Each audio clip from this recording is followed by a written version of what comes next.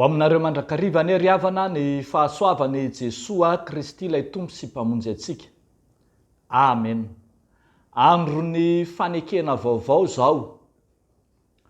Andro ny fanekena vaovao izao. Zany no asongadiny mofinainantsika an'io riavako. Ato amin'ny bokin'ny Hebreo toko 9, ny andinin'ny 7 hatramin'ny 17. Andro ny fanekena vaovao izao. Ny tapany voalohany amin'ny bokin'ny Hebreo dia fantatsika tsara fa manasongadina fampitahana samihafa ny fanompoana faha-Hebreo na faha-Jiosy sy ny fanompoana Kristianina. Misy fampitahana maro samihafa ao tahaka ny fampitahana ny Kristy sy ny anjely, fampitahana ny Kristy sy Mosesy, fampitahana ny Kristy sy ny mpisorona be, fampitahana ny Kristy sy Melkezedeka, ary fampitahana ny amin'ny fanompoam-pivavahana tao amin'ny tempoly sy ny fanompoam-pivavahana izay isy any an-danitra raha teo. Ao anatin'izany fampitahana maro samihafa izany no ahitantsika fanambarana roa sosona na ilay hitantsika eto momba ny fanekena taloha sy ny fanekena vaovao. Ireo fanekena ireo dia ambara fa tsara lavitra ny fanekena vaovao, ary voatery ny ala tamin'ilay fanekena taloha Andriamanitra, izay na dia napetraka tsara aza dia no hitsakitsahan'ny olona, ary toa voalaza fa vao maika indray aza mamatotra ny olona. Ny fanekena taloha mantsy izay fantatsika fa nomena tao Sinay dia mifamatotra amin'ny lalàna, ka zary lasa noraisin'ny olona ho toy ny lalàna mangeja ny fanekena taloha. Ary dia izany no mahatonga an'Andriamanitra nanome fanekena vaovao. Izany no hitantsika hoe indro avy ny andro ho Jehova izay anaovako fanekena vaovao amin'ny taranak'Israely sy ny taranaka Joda. Fanekena vaovao izay tsara lavitra noho ny amin'ny teo aloha. Fanekena vaovao izay tena madiodio avy amin'Andriamanitra, tsy tahaka ny fanekena taloha.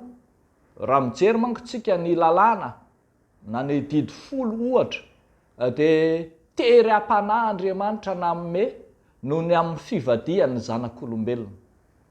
Fa ny fanekena vaovao kosa dia finiavana madiodio avy amin'Andriamanitra no manolotra izany. Ny fanekena taloha dia fanekena izay mety mitondra ny olona tany amin'ny fandikan-dalàna aza indraindray, fa ny fanekena vaovao kosa dia fanekena manafaka, fanekena mitondra fanavotana sy famonjena.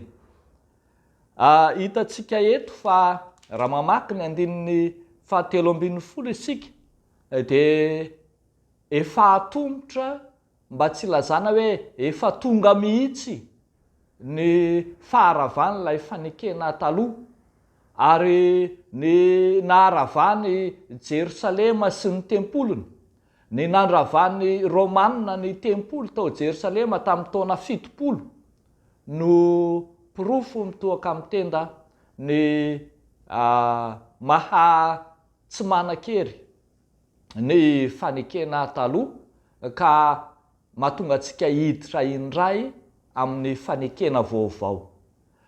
Raha miresaka fanekena vaovao isika riavako malala dia mazava tsara ny votoatin'ny fanekena vaovao fa ilay Andriamanitra manolotra ny zanany amonjy izao tontolo izao. Ny fanolorantenan'ilay zanak'Andriamanitra teo amin'ny hazo fijaliana no votoatin'ilay fanekena vaovao ary dia tonga fisoronana tokana man-tany tsy misy toa azy, ilay fisoronana tsy manatsiny, tsy misy kilema no naterina teo amin'ny hazo fijaliana hisolo ny otan'izao tontolo izao ary dia tonga fanekena vaovao ho an'ny olona rehetra izany. I Jesosy Kristy izay nomboana tamin'ny hazo fijaliana nandatsaka ny rany ho fanadiovana ny olombelona rehetra, ny mpanota rehetra arak'izany no votoatin'ilay fanekena vaovao. Fanekena vaovao izay tsy azo ampitahaina velively sanatria amin'izay nisy tany amin'ny testamenta taloha, ary fanekena vaovao izay tsy hisy azo ampitahaina amin'ny hoavy rehetra. Ao amin'i Jesosy Kristy zanak'Andriamanitra arak'izany no misy ilay fanekena tsara lavitra, ilay fanekena mandrakizay dia ilay fanekena vaovao.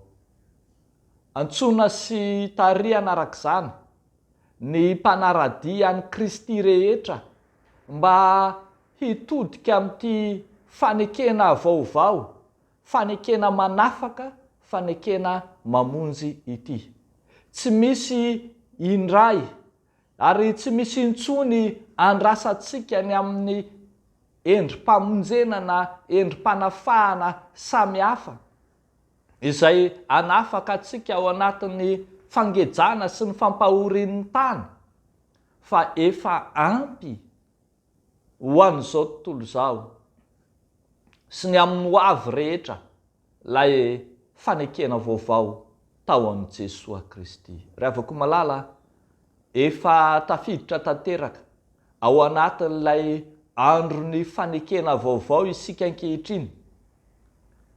Ilay fotoana iainantsika ankehitriny mihitsy no vanim-potoana ny fanekena vaovao ka tsy ampiverina antsika ho amin'ny efa lasa sy ny tsy nahomby intsony, ary tsy mbola hiandrasantsika na anatenantsika fanekena hafa izay mbola ana tontolo nofinofy sy tsy tena izy, fa efa tonga mivantana teo amintsika Kristy, efa nanambara ny tenany tao amin'i Jesosy Kristy Andriamanitra, efa tonga teo anivontsika izy no mendrika ho ankalazaina sy teraina.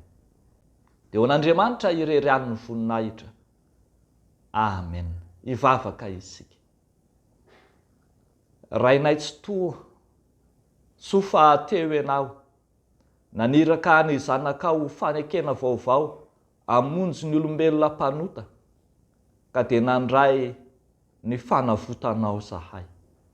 Misaotra Andriamanitra, ary aminao no anateranay ny fanomponay, ny fanatitray, ny fanoloran-tenanay sy izay rehetra momba anay, fa ianao rery ihany no Andriamanitra. Matsiaro ambavaka izay ry Tompo Andriamanitray amin'izao andro anio izao, ho an'ireo izay miferinaina fatratra amin'ny fiainana, ho amin'izay miodikodina etsy sy aroa mitady fitsaharana, ho an'ireo izay tsy mba mahita mangirana, mitady ny anjara masoandrony andro aman'alina, ny amin'izay hampivoatra ny fiainany.